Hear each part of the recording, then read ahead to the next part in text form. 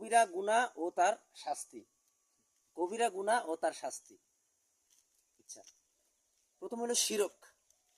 শিরক করা। শিরক হলো ক্ষমাহীন গুনাহ। এটার শাস্তি হলো কি? স্থায়ী জাহান্নাম। স্থায়ী জাহান্নাম। হত্যা, কোনো মানুষকে যদি হত্যা করেন, এটার শাস্তি জাহান্নাম বা আল্লাহর গজব ও লানত। কি হুজুর? ঠিক আছে। তারপর হলো জিনা। জিনার শাস্তি ভয়াবহ শাস্তি, মৃত্যুদণ্ড বা 100 বেতের আঘাত। ঠিক আছে, মৃত্যুদণ্ড বা 100 বেতের আঘাত। আচ্ছা, তারপর হলো সুদ। সুদ, সুদের ব্যাপারে এটা শাস্তি হলো আল্লাহ ও আল্লাহ রাসূলের সাথে যুদ্ধে কি যুদ্ধ ঘোষণা করা। আল্লাহ ও আল্লাহ রাসূলের জন্য তার বিরুদ্ধে যুদ্ধ ঘোষণা করা। আচ্ছা, তারপর হলো পিতা মাতার অবাধ্যতা। এটা হলো কি? সবথেকে বড় কবিরা গুনাহ। কি? পিতা মাতার অবাধ্যতা হলে এটা শাস্তি হলো কি? সবথেকে বড় কবিরা গুনাহ হবে। জি। তারপর হলো যে মিথ্যা সাক্ষ্য।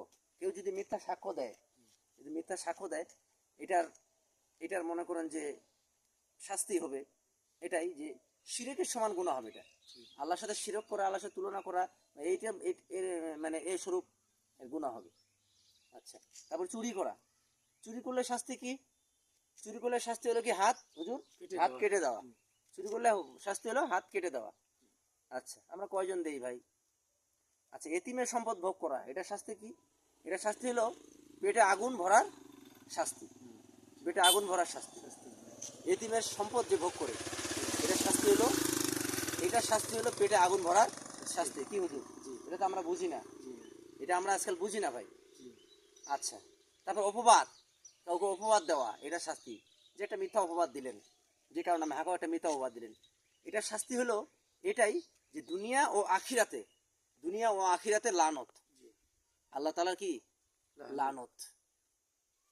নামাজ ছাড়া, নামাজ ছেড়ে দেওয়া, নামাজ না পড়া, আখিরাতে ধ্বংসের, আখিরাতে কি? ধ্বংসের ঘোষণা। আখিরাতে কি? ধ্বংসের ঘোষণা। আপনি নামাজ ছেড়ে দিলেন, আখিরাতে আপনার ঘোষণা হয়ে যাবে যে আপনি ধ্বংস, আর আপনার প্রথম হিসাব হবে নামাজের। তাই আমরা সকলেই চেষ্টা করব যে এইসব কবিরা গুনাহ থেকে আমরা যেন বাঁচতে পারি।